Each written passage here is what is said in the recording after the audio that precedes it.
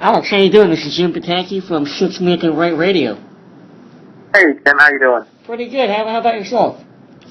Doing pretty well, thanks. Great. Well, I appreciate your time, and again, wanted to give a big shout-out to our main sponsor, Andre Champagne. If you're going to be drinking champagne, you might as well make an Andre. Also, I want you to make sure that everybody catches our new radio show starting tomorrow morning, Thursday morning, 8:30 a.m., James and James in the morning. It's going to be a fantastic show. But Alex, this is your time. So, the first question I need to ask you is, you've already changed team names once. How many more times do you expect to change team names, and are we going to understand what any of them mean? That's an excellent first question, Jim. Well, I believe going into the season, the over-under on name changes was at 4.5. But honestly, I expect the under on this season, mainly because we're trying to go for a more consistent approach this year. As far as the explanations involved, the understanding, that we'll just kind of have to take a wait-and-see approach there. Gotcha. Now, so far, you talked about consistency. I think your team so far has been anything but consistent. What are some of the things, obviously you're working out the tanks, you're no stranger to the waiver wire, you're no stranger to, picking up and dropping players at whim. So, kind of give us a feeling of, kind of a state of the union of your team right now and how you're feeling. Okay. Well, to be honest, when we have a full complement of healthy players, and in the today's NFL, even with the the rule changes and the complete bastardization of officiating, that's still a rare occurrence. But we do feel when we have the full complement of healthy players that we can compete with anybody out there. We've got some guys coming back from injury, and obviously it's a big if. There's definitely some injury concerns on the team, but if everybody stay healthy and get in there, and we have a consistent starting lineup, definitely feel that as the season progresses, we'll win more than we lose. Before I get to the question that's on everybody's mind, let's take a step back and take a look at Ryan Matthews. He was obviously your keeper, but he had some injury situations early on in the season.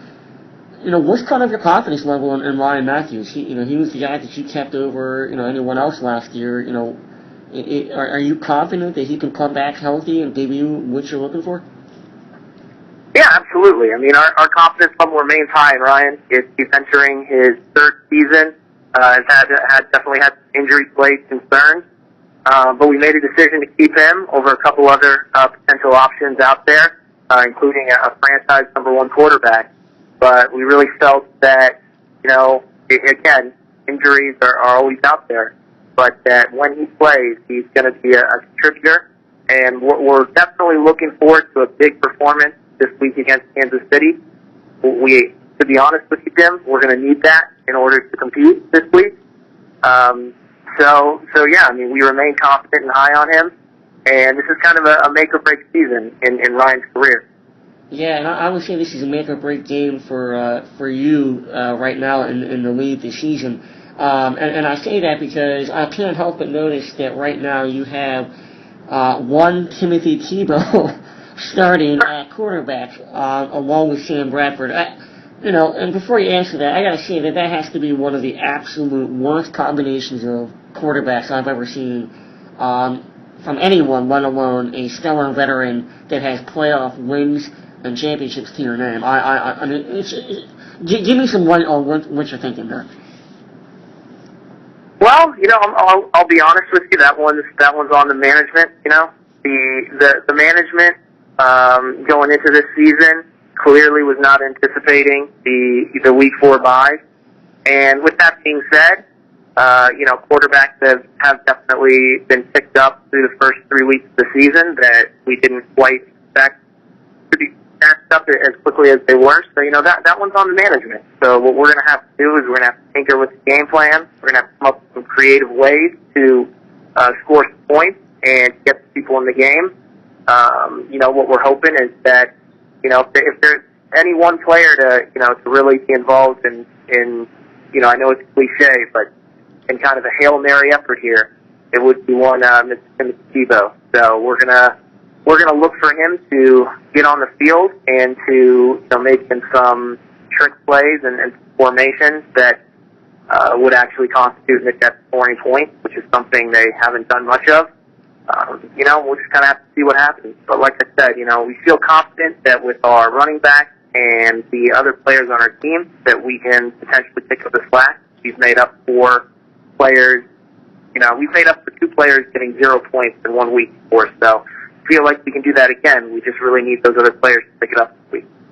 Yeah, I think we're going to focus on Tim Tebow a lot in our radio show tomorrow, so I don't want to, take up too much time with him right now. Now, you have a big matchup right now with Stevens with an A. Solid team with RG3 and Tom Brady. You're expected to get blown out. Give me a real assessment of how you think that you're going to match up with Stevens this week, considering, again, your lineup is littered with a lot of question marks, and they have a couple really good staples already, in their squad. Well, if I always went by what the quote-unquote experts said, then, I would be at the bottom of the heap here. Looking at the projections going into the season and even the projections moving forward, some of the teams that are on top now would be projected to finish at the end. So, week to week, to be honest, nobody really knows what's going to happen in this league, even the so-called experts. So like I said, we just kind of have to hope and expect that we're going to get some big performances from some of our other players and to make up for some of these deficiencies, really play to our strengths and match the deficiencies that are on this team. Realistically, we just need to be able to compete and, see if, again, we can get some breakthrough performances from some of these running backs that we target high in the draft and that we expect breakout is coming. And then from there, if we can pull off an upset, wouldn't be the first time this season we were predicted to get blown out and pull off a big upset. And that would set us up nicely for the rest of the year, having both our, primary quarterbacks there, ideally playing every week, barring injuries, for the rest of the season. Yeah, I think that's definitely a big thing for you to get through this week, healthy. Obviously the strength of your squad is at the running back position, which is very strong for you guys, and I'm sure that you're always looking at trade-off options out there throughout the year. The last question I have for you before we let you go here is, this is a question that's been on everybody's mind. You don't really get too much in depth in the waiver wire because it happens to be that every Wednesday you're waking up at 5:30 a.m. to pick up a load of players. That's serious dedication there. What time are you setting your alarm each Wednesday morning to start picking up players? Well, yeah, Jim, and that's another excellent question. I did want to say I really look forward to tomorrow's debut, premiere of James and James in the Morning. But to get back to your question, we treat this like, anything else. We need to be prepared, we need to be diligent, and we need to put in that extra amount of effort. So whether it's extra time in the film room, extra practice time, maybe putting on pads when other teams are going through walkthroughs, the same principle applies here. So, we're gonna get up early, we're gonna see what's available, and, we're gonna pick and choose our waiver positions wisely. I'll be honest with you, a little bit more movement on the waiver wire this year than I have in years past, so it's been something interesting to note.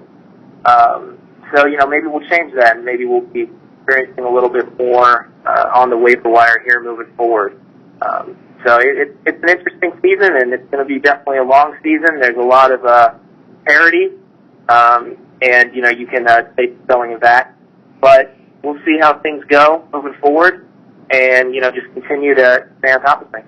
Hey, we appreciate your time here, and again, check us out tomorrow morning at 8:30 a.m. for James in the Morning. Alex, great talking with you. All right, thanks a lot, Jim. Yeah, absolutely. Bye-bye.